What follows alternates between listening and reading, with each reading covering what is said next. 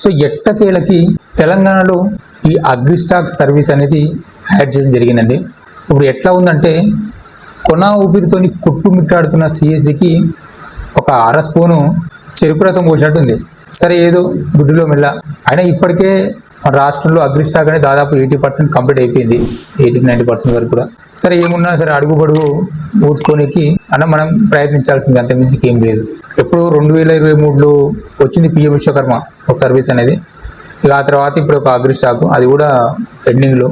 తెలంగాణలో ఉన్న సిఎస్సి పరిస్థితి దుస్థితి గురించి మనం తర్వాత మాట్లాడుకుందాం. కానీ ఈరోజు ఈ అగ్రిస్టాక్ రిజిస్ట్రేషన్ అనేది ఏ విధంగా చేయాలో ఇప్పుడు నేను లైవ్లో చూపిస్తాను, ఒకసారి చూసేయండి.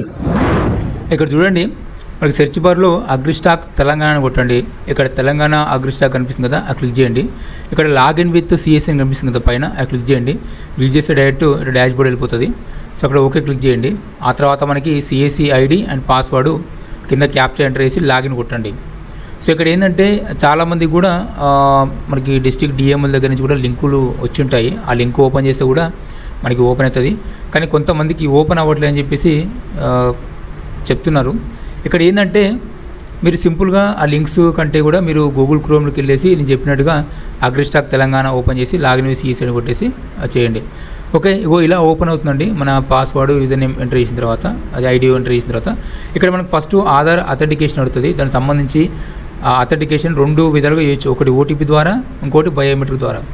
నా సజెషన్ ఏంటంటే మన సిఎస్సి విఎల్ఈలు ఎవరైనా సరే బయోమెట్రిక్ ద్వారా మాత్రమే అథెంటికేషన్ చేయండి. ఎందుకంటే అది కొంచెం ప్రొఫెషనల్గా ఉంటుంది, తొందరగా అప్రూవ్ అయ్యే ఛాన్స్ ఎక్కువ అనమాట. ఎందుకంటే మన సిఎస్సీలు ఉన్నాం కాబట్టి, మన సిఎస్సి దగ్గర అన్నీ ఉంటాయి కాబట్టి. ఓకే, ఇప్పుడు ఈ యొక్క ఫార్మర్ది అయితే కంప్లీట్ అయిపోయింది. కంప్లీట్ అయిపోతే ఇలా చూపిస్తుంది అనమాట. ఓకే, సో మన పక్కన డౌన్లోడ్ పీడిఎఫ్ ఉంటుంది. కావాలంటే ప్రింట్ కావాలని సరే అలా ప్రింట్ కూడా చేయొచ్చు, డౌన్లోడ్ పీడిఎఫ్ చేసేసి కూడా. ఓకే, సరే ఇక్కడ ఫ్రెష్ చూద్దాము. ఇక్కడ చూడండి, వేరే యొక్క ఫార్మర్ది ఆధార్ కార్డు కొట్టి పక్కన ఖాళీగా ప్లేస్లో క్లిక్ చేస్తే డైరెక్ట్గా ఒక చిన్న బాక్స్ ఓపెన్ అవుతుంది. అంటే ఓటీపీ ఎంటర్ చేయమని చెప్పేసి. అంటే దీనికి సెండ్ ఓటీపీ అనేది సపరేట్గా ఎక్కడ ఉండదు. అక్కడ నెంబర్ కొట్టి కాల్ ప్లేస్లో మౌస్ కర్సర్ పెట్టి క్లిక్ చేస్తే ఈజీగా వెళ్ళిపోతుంది. ఇట్లా ఒక పాపప్ విండో ఓపెన్ అవుతుంది అన్నమాట. దీంట్లో మనకి ఆధార్ కార్డు కొట్టినప్పుడు ఆధార్ కార్డుకి లింక్ ఉన్న మొబైల్ నెంబర్కి ఓటీపీ వెళ్తుంది. లేదా ఇట్లా ఓటీపీ ద్వారా కాకుండా కూడా మీరు బయోమెట్రిక్ ద్వారా కూడా దీన్ని అథెంటికేషన్ చేయొచ్చు. ఓకే, ఇది అయిపోయింది. అంటే పైన ఫస్ట్ ఆధార్ అథెంటికేషన్ కంప్లీట్ అయిపోయింది. నెక్స్ట్ కాంటాక్ట్ డీటెయిల్స్ అథెంటికేషన్, అంటే మొబైల్ నెంబరు వెరిఫై చేయాలి ఓటీపీ ద్వారా. సో మన కస్టమర్ చెప్పిన నెంబరు ఎవరైతే రైతు ఉంటారో ఆ నెంబరు కొట్టేసి పక్కపంటి కాల్ ప్లేస్లో క్లిక్ చేస్తే డైరెక్ట్గా ఇట్లా ఒక పాపప్ విండో ఓపెన్ అవుతుంది. సో అదే టైంలో మనం అక్కడ ఎంటర్ చేసిన రైతు యొక్క మొబైల్ నెంబర్కి ఓటీపీ పోతుంది. ఆ ఓటీపీ ఎంటర్ చేసి ఇక్కడ మనం వెరిఫైని క్లిక్ చేయాలి, సింపుల్. ఆ తర్వాత కింద చూడండి ఫార్మర్ డీటెయిల్స్ కనిపిస్తాయి. ఇక్కడ చాలామంది కన్ఫ్యూజ్ అవుతారు, ఎందుకంటే ఇక్కడ మనకి లెఫ్ట్ సైడ్లో ఇంగ్లీష్లో నేమ్స్ కనిపిస్తాయి అనమాట. కానీ రైట్ సైడ్లో లోకల్ నేమ్, అంటే లోకల్ లాంగ్వేజ్ నేమ్ అంటే మన లాంగ్వేజ్ ఏంది తెలుగు కదా, తెలుగులో నేమ్ పడుతుంది. సింపుల్ ఏం లేదు, అక్కడ ఇంగ్లీష్ టు తెలుగు అని మనకి గూగుల్లో కొట్టేసి అక్కడ ఉన్న పేరు ఏదైతే ఉందో ఇప్పుడు ఆ పేరుని ఇంగ్లీష్తో పేస్ట్ చేసేస్తే తెలుగు నేమ్ వచ్చేస్తే దాన్ని తీసుకొచ్చి ఇక్కడ పేస్ట్ చేయండి, సింపుల్. అక్కడ 100% అనేది మ్యాచ్ స్కోర్ అనేది రావడం జరుగుతుంది. ఓకే, సో సింపుల్ అన్నట్నే చేయాల్సి వస్తుంది. ఇక్కడ మనకి క్యాస్ట్ ఏంటంటే క్యాస్ట్ కూడా మనం సెలెక్ట్ చేసుకోవాల్సి ఉంటుంది, రైతు యొక్క క్యాస్ట్ ఏందనేది. ఓకే, ఆ తర్వాత రిలేషన్స్ నేమ్ కూడా ఉంటుంది, ఆ నేమ్ కూడా అట్లే ఎంటర్ చేయాల్సి వస్తుంది. సో కింద చూడండి, అలాగే మనకి అడ్రస్ అడుగుతుంది కదా, ఆ అడ్రస్ కూడా ఒకవేళ ఆటోమేటిక్గా ఫిల్ అయి ఉంటుంది కొన్నిసార్లు, లేదంటే కొన్నిసార్లు ఫిల్ అయి ఉండదు. సో అలాంటప్పుడు ఏం చేయాలంటే మనం ఆధార్ కార్డుని బట్టి ఆ అడ్రస్ అనేది, అంటే రెసిడెన్షియల్ అడ్రస్, ల్యాండ్ ఉన్న అడ్రస్ కాదు, ఉంటున్న కరెంట్ రెసిడెన్షియల్ అడ్రస్. ఆ తర్వాత ఇక్కడ చూడండి, ఆ ఓనర్షిప్, ల్యాండ్ ఓనర్షిప్ డీటెయిల్స్లో ఓనర్ అని పెట్టి క్లిక్ చేస్తే ఆ ఆధార్ కార్డ్ పైన ఎంతైతే ల్యాండ్ అయితే లింక్ అయి ఉందో ఆ ల్యాండ్ అంతా కనిపిస్తుంది. అర్థమైందా, ల్యాండ్ డీటెయిల్స్ అని. ఇక్కడ చాలామంది ఇక్కడ చూడండి, మీకు డీటెయిల్స్ కావాలంటే కూడా అక్కడ గ్రీన్ బార్ని ఇట్లా పట్టుకొని ఇట్లా లాగుతూ కూడా అక్కడ డీటెయిల్స్ అన్నీ కనిపిస్తాయి. పేరు, తర్వాత ఎన్ని ఎకరాలు ఉంది, survey number, sub survey number అన్ని మొత్తం డీటెయిల్స్ అన్నీ కనిపిస్తాయి. ఇక్కడ చాలామంది చేసే మిస్టేక్ ఏంటి, అక్కడ బాక్స్ కనిపిస్తుంది కదా, అక్కడ టిక్ చేయాలని చెప్పేసి టిక్ చేస్తూ ఉంటారు. అట్లా చేయొద్దు. ఇక్కడ పైన వెరిఫై ఆల్ ల్యాండ్స్ అనేది కదా క్లిక్ చేయాలి, అప్పుడు దానికి గ్రీన్ టిక్ పడుతుంది. ఎందుకంటే ఇది ఒక్కటే కాదు, చాలామందికి చాలా సర్వే నెంబర్లు కూడా ల్యాండ్ ఉంటాయి కాబట్టి అవన్నీ కూడా కనిపిస్తుంటాయి అన్నమాట.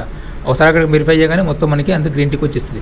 ఆ తర్వాత కింద ల్యాండ్ ఎంత ఉందో చూసుకొని కింద 2 కన్సెంట్ ఫామ్లు టిక్ చేసుకొని ఆ ఫైనల్ సేవ్ అండ్ పే అని కొట్టేస్తే డైరెక్ట్ ఇంకొక పాపప్ ఓపెన్ అవుతుంది. అది ఓటీపీ మరియు బయోమెట్రిక్ ఓపెన్ అవుతుంది. నా సజెషన్ ఏంటంటే మన సిఎస్సి విఎల్ఈలు బయోమెట్రికే సెలెక్ట్ చేసుకోండి.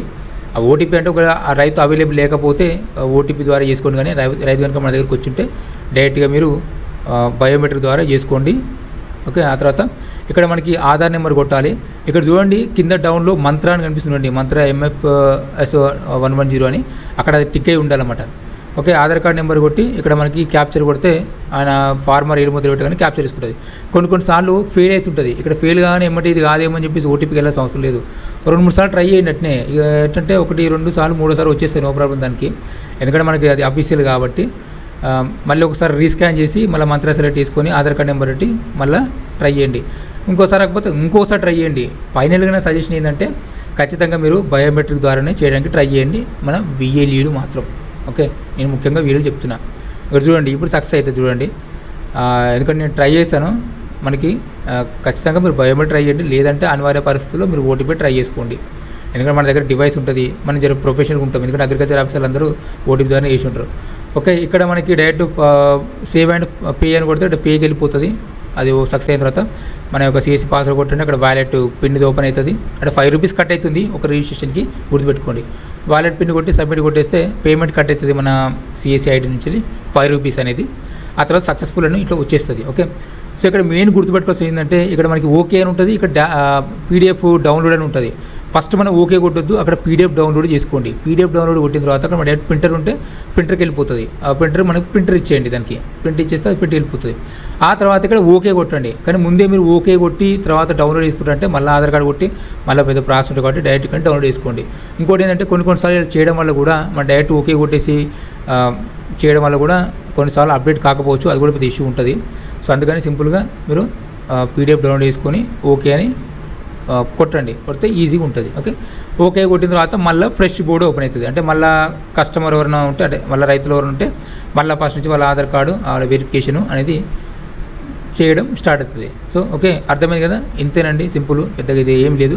అన్నీ ఆటోమేటికే. ఫస్ట్ ఆధార్ అథెంటికేషన్ చేయాలి, తర్వాత మొబైల్ వెరిఫికేషన్ చేయాలి, కింద ఆటోమేటిక్గా ల్యాండ్ డీటెయిల్స్, రెసిడెన్షియల్ అడ్రస్ అవన్నీ కనిపిస్తుంది. అడ్రస్ కానీ కనుకపోతే మనం సెలెక్ట్ చేసుకోవాలి మాన్యువల్గా. ఇంకా మిగతా కింద 2 టిక్కులు చేసేసి సింపుల్గా ఫైనల్ సేవ్ అండ్ పే అని కొట్టేస్తే డైరెక్ట్ అథెంటికేషన్ మళ్ళీ ఇంకోసారి ఫార్మర్ అథెంటికేషన్. సో చూసారు కదా, ఇంతేనండి, వెరీ సింపుల్. మనకి ఇంకేమన్నా అప్డేట్ వస్తే నేను దీనిపైన వీడియో ఖచ్చితంగా చేస్తాను.